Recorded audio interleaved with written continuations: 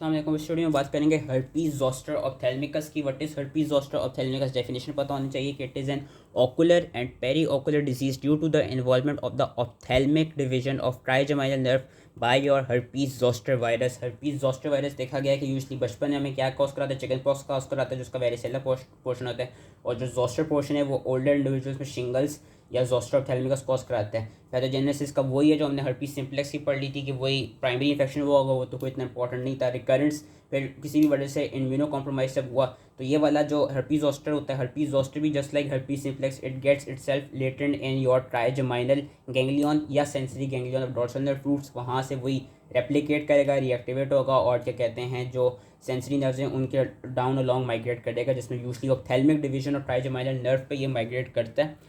और mechanism of damage वही कि ischemic vasculitis, cellular infiltration, inflammatory granulomas, rest reaction, बस एक रीड देना है। क्लिनिकल फीचर्स पता होने चाहिए। क्लिनिकल फीचर्स में सबसे पहले हमारे पास जो प्रोड्रोमल सिम्टम्स आते हैं वो आता है प्री हर्पेटिक न्यूरैल्जिया। क्या प्री हर्पेटिक न्यूरैल्जिया? यही कि जो ऑप्थेल्मिक डिवीजन है ट्राइजेमिनल नर्व की, वहाँ पे इनिशियली पेन होना शुरू होता है जब भी कोई इंडिविजुअल इम्यूनो कॉम्प्रोमाइज हो जाए।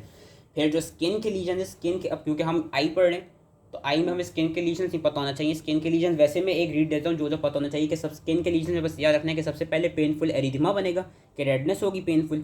उसके बाद मैकुलोपेपुलर रैश बनेगा, मैकुलोपेपुलर रैश के बाद वेसिकल बनेंगे, वेसिकल के बाद पस्ट्यूल बनेंगे और पस्ट्यूल के बाद अल्सर बन जाएंगे। ये एक वो होती है, एक साइक्लिक प्रोसेस होता है कि बस वही याद रखना है कि पेनफुल एरिथमा सबसे पहले हुआ, पेनफुल रेडनेस, फिर उसके बाद मैकुलोपेपुलर रैश बना, मैकुलोपेपुलर रैश के बाद वेजिकल, वेजिकल के बाद पस्ट्यूल, पस्ट्यूल के बाद अल्सर। और जो एक चीज़ स्किन के लिहाज से याद रखनी चाहिए वो Hutchinson science. What is this Hutchinson sign?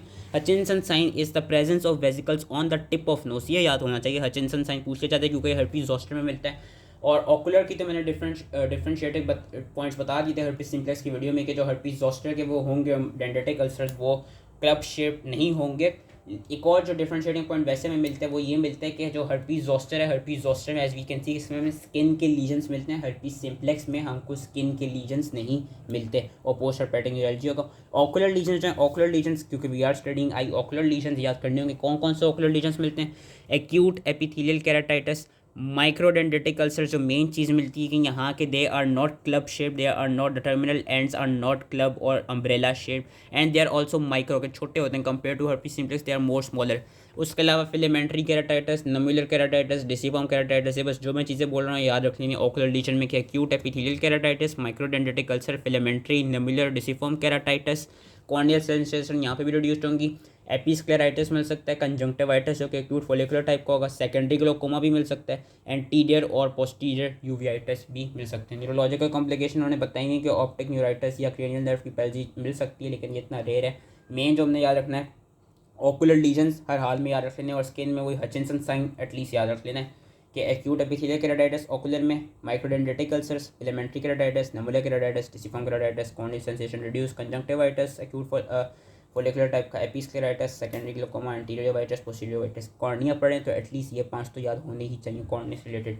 Treatment important है, ट्रीटमेंट इसकी भी पूछ ली जाती है। ट्रीटमेंट इसकी क्या है? इसकी ट्रीटमेंट इज आइदर सिस्टेमिक और आइदर टॉपिकल। सिस्टेमिक में हमारे पास ओरल एंटीवायरल ट्रीटमेंट आ जाती है which is given for 7 to 10 days।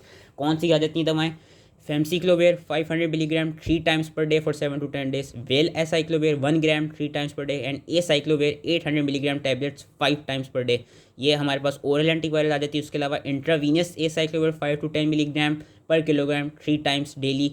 Analgesics दे सकते हैं, एंटीबायोटिक्स प्रोफाइलेक्टिकली दे सकते हैं सेकेंडरी इन्फेक्शन को प्रिवेंट करने के लिए। और हम सिस्टेमिक स्टेरॉइड्स भी दे सकते हैं, जिसमें हमारे पास प्रेडनिसोलोन 40 to 60 मिलीग्राम आ जाता है। तो सिस्टेमिक ये याद रखते हैं ओरल एंटीवायरल में famciclovir, valacyclovir, acyclovir, intravenous acyclovir, analgesics, antibiotics and systemic steroids. And topical में भी ऑलमोस्ट यही है कि टॉपिकल में भी हम एंटीवायरल में वही एसाइक्लोवेयर देते हैं, एंटीबायोटिक के ड्रॉप्स दे सकते हैं, साइक्लोप्लीजिक्स दे सकते हैं जिसमें एट्रोपिन के ड्रॉप्स हैं या ट्रोपिकामाइड के drops, anti glaucoma drugs they सकते हैं क्योंकि इसमें हमने पढ़ा था कि एंटी ग्लोकोमा हो सकता है, इसकी सेकेंडरी ग्लोकोमा हो सकता है। Topical aspirin dissolved in chloroform या कैलामीन लोशन, कैलामीन लोशन हम स्किन के लीजन्स के लिए यूज़ लेते हैं। तो टॉपिकल एंड सिस्टेमिक ट्रीटमेंट इसकी याद होनी चाहिए। ट्रीटमेंट इसकी इंपॉर्टेंट है। ऑकुलर लीजन्स मेन जिनमें से माइक्रोडेंड्रिटिक अल्सर इंपॉर्टेंट है कि ये मेन डिफरेंशिएटिंग पॉइंट इस विद हर्पीज सिम्प्लेक्स के इसके क्लब शेप या अम्ब्रेला शेप नहीं होते।